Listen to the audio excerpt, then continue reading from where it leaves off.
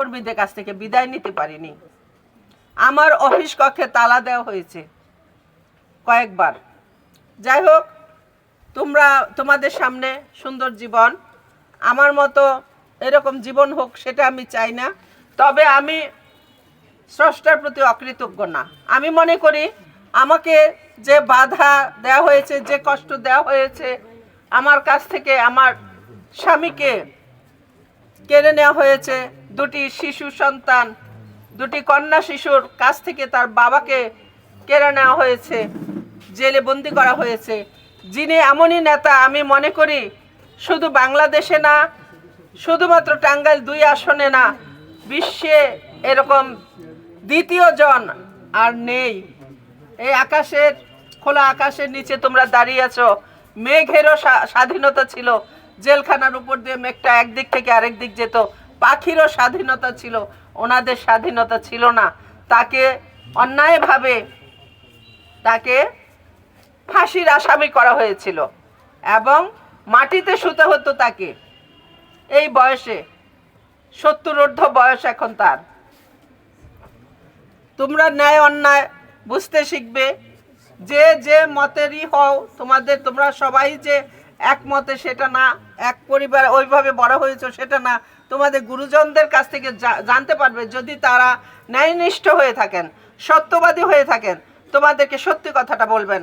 আব্দুস সালাম পিন্টু কেমন মানুষ, উনি কেমন মানুষ ছিলেন এবং উনি কেমন মানুষ বর্তমানেও। যা আলহামদুলিল্লাহ যে ওনাকে আমরা আবার ফেরত পেয়েছি, আমার সন্তানরা তাদের কাছে পেয়েছে। এবং তার চেয়ে সবচেয়ে ভাগ্যবান হলো গোপালপুর ভবাপুরের মানুষেরা। অন্যান্য এলাকায় তোমরা হয়তো জানো না সবাই, টাঙ্গাইলে 8টি আসন আছে, নির্বাচনী আসন যাকে বলে। সেখানে বিভিন্ন আসনে বিভিন্ন রকম সমস্যা আছে। মানে একজন আরেকজনকে মানে না, সে স্বতন্ত্রে দাঁড়াবো, সে এই মার্কায় দাঁড়াবো, সে ওই মার্কায় দাঁড়াবে, এই অবস্থা। যে উনি যেখানে আছেন, টাঙ্গাইল 2 আসন মানে টাঙ্গাইল, গোপালপুর এবং ভূঁইয়াপুর, এইখানে কিন্তু স্বতন্ত্রে কেউ নাই। তোমরা কি জানো সেটা?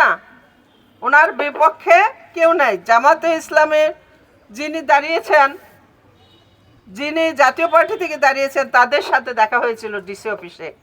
আমরা যেখানে বসেছিলাম, ওনারা সেই রুমটাই আমাদের কথা শুনে হয়তোবা গিয়েছিলেন। যিনি জাতীয় পার্টিতে, আমার যতদূর মনে পড়ে, তার নামটা আমি জানি না, উনি বললেন